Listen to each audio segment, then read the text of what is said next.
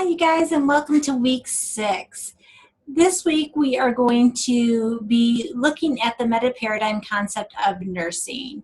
All the different aspects of what nursing entails, looking at it from a quality, care, compassion kind of standpoint.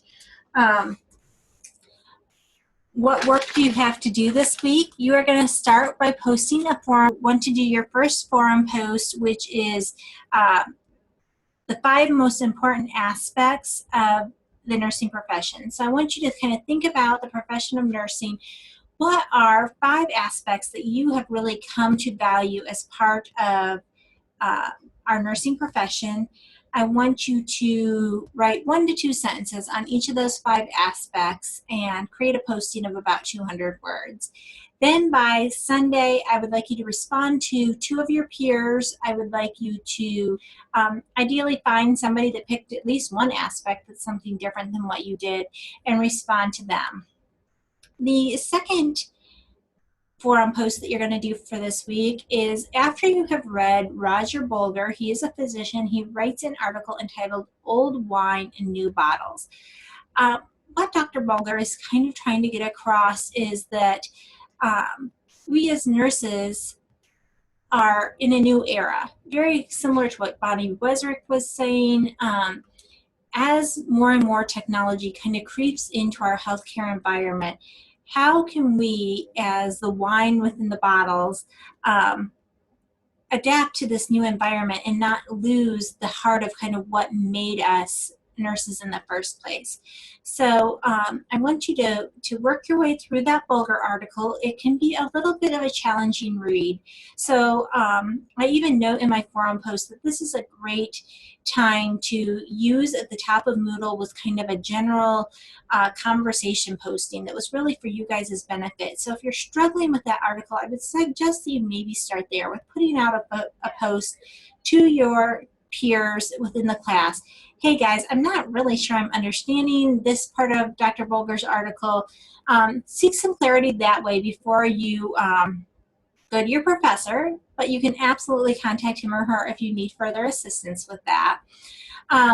So try to get through Dr. Bolger's article, and I want you to answer this question. And in about 2 or 3 paragraphs, I want you to kind of summarize this idea. How can nurses stay grounded in the fundamentals of care and compassion while healthcare grows in its use of technology? And then, of course, as I said, by Sunday, you have your philosophy of nursing paper due.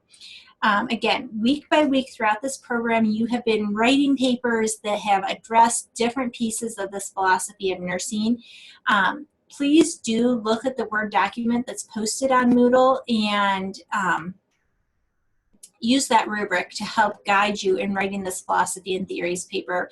Have a loved one, a coworker, somebody maybe proofread your paper to make sure that, yes, indeed, you did address each of the sections of that rubric. If you do that, you're going to be well on your way to covering what we're hoping that you cover in that paper. And again, this is in the syllabus as well of kind of what we're looking for in that philosophy and theories paper. For this week, as we look at nursing as a profession, we are going to look at the concept of communication and how important that is. Knowing that we work in a interdisciplinary setting where we are needing to be congenial with all sorts of people. There are a couple of different articles posted on how you present yourself professionally, how you deal with a disruptive provider, and then creating a culture of civility in your workplace. Oftentimes healthcare, just due to the different power struggles that happen within healthcare, it can easily become a place of incivility. And how do we maybe work our best at creating really civil cultures in which the patient really feels safe and cared for? So best of luck in getting through your philosophy paper this week. I am going to go through 2 PowerPoints here with you. One is around communication and how you deal with a disruptive practitioner, and then the other one will be on nursing.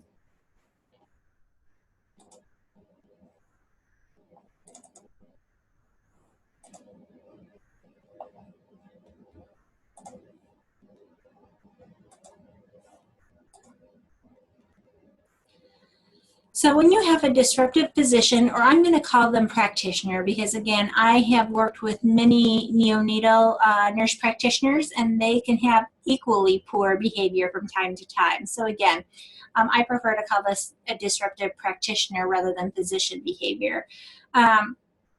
If you are faced with somebody that is being disruptive, how should you respond?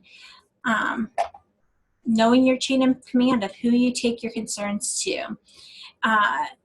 It is said that 96% of nurses have experienced disruptive behavior by physicians.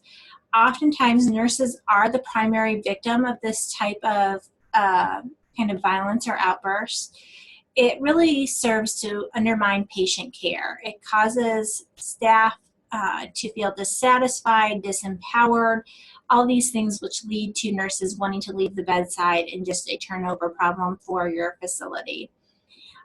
The Joint Commission does require that hospitals develop a code of conduct for their physicians and practitioners, and they are to manage a process for kind of disciplining them as these behaviors come to light.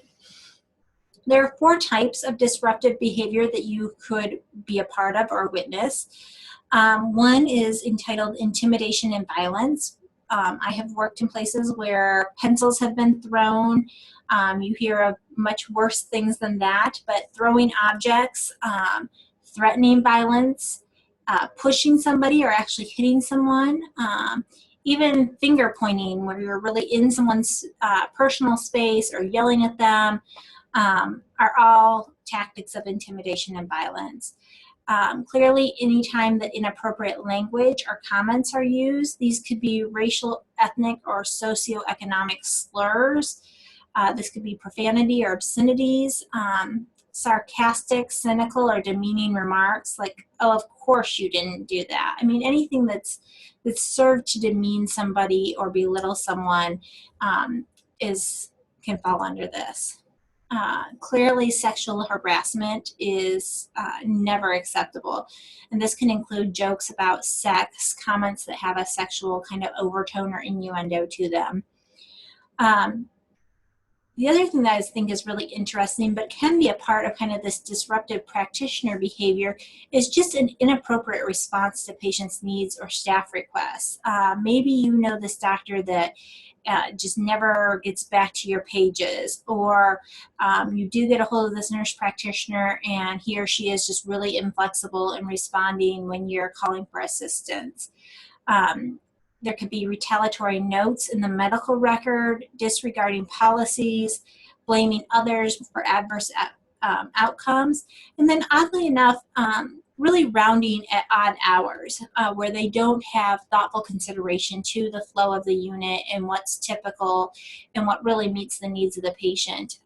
So even something as disruptive as I'm going to make you fit into my schedule and round when it suits me can be kind of a form of this passive-aggressive behavior, which really isn't responding to the needs of the patient. So what do you do when you witness these behaviors or are part of these behaviors? Clearly the best thing is to use some kind of mnemonic. There's a number of them out there to help you kind of know how to go about approaching this. One is CUSS, which starts with I have a concern.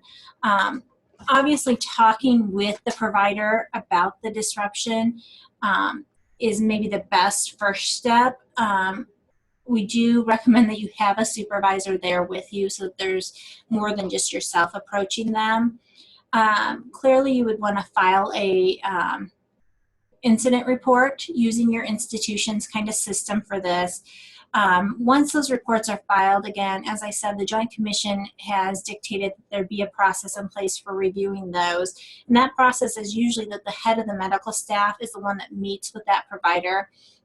And the provider is advised that any retaliation against the person reporting would be grounds for immediate dismissal. So you need to feel safe in reporting that should they retaliate against you, that should be grounds for immediate dismissal for them.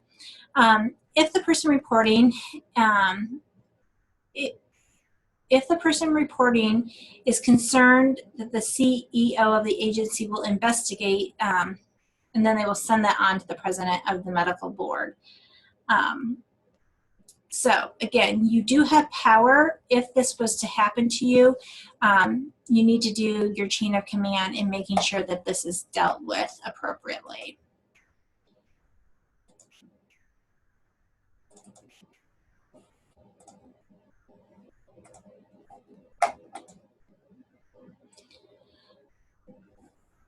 Looking at the meta paradigm of nursing, we know that, again, nursing is a piece of our meta paradigm. We have person, environment, health, and nursing. What is the good of the paradigm? What is nursing? It is an academic discipline in which we have our own theory that's specific to nursing. We have a professional practice. We have skills and knowledge that we put into action. It is also considered an art, where we are given the freedom, the autonomy to creatively apply our own nursing knowledge. And it's also a science that we have the ability to critically think through the scenarios that are presenting to us and provide our own clinical judgments. Martha Rogers defines nursing as a humanistic science dedicated to compassionate concern with maintaining and promoting health, preventing illness, caring for and rehabilitating the sick and disabled. Nursing seeks to promote symphonic interactions between the environment and the person, to strengthen the coherence and integrity of human beings, and to direct and redirect patterns of interactions between the person and the environment for the realization of maximum health potential. Dorothea Arms, she says, nursing is a helping or assistive service to persons who are wholly or partly dependent. This could be infants, children, adults, when they, their parents, guardians, or other adults responsible for their care are no longer able to give or supervise their care. A creative effort of one human being helping another human being. Nursing is a deliberate action, a function of the practical intelligence of nurses to bring about a humanely desirable condition in persons and their environment. It is distinguished from other human services and other forms of care by its focus on human beings. Rosemary Parsay, Human Becoming Theory. Nursing is a human science that focuses on the quality of the client's life from the client's perspective and involves innovation and creativity. The nurse is responsible for guiding individuals and families in choosing possibilities for changing the health process. What did you write about the concept of nursing? What 2 ANA codes of ethics did you include and why? And what 2 ANA clinical standards did you include? Again, here in an online setting, you're not going to be able to gather into a group, but I just want you to think about these questions of what did you choose? Why did those stick out to you as being the most important? The ANA defines nursing as the protection, promotion, and optimization of health and abilities. It is the prevention of illness and injury, facilitation of healing, alleviation of suffering through the diagnosis and treatment of the human response, and advocacy in the care of individuals, families, groups, communities, and populations. Nursing is based in theory, research, and practice. We know this. Where is the art of nursing in your own nursing practice? Where is the science of nursing in your nursing practice? Thank you for watching this tutorial video on week 6, and hang in there. You've got one more week to go and you'll be through Nursing 331, Philosophies and Theories. Bye.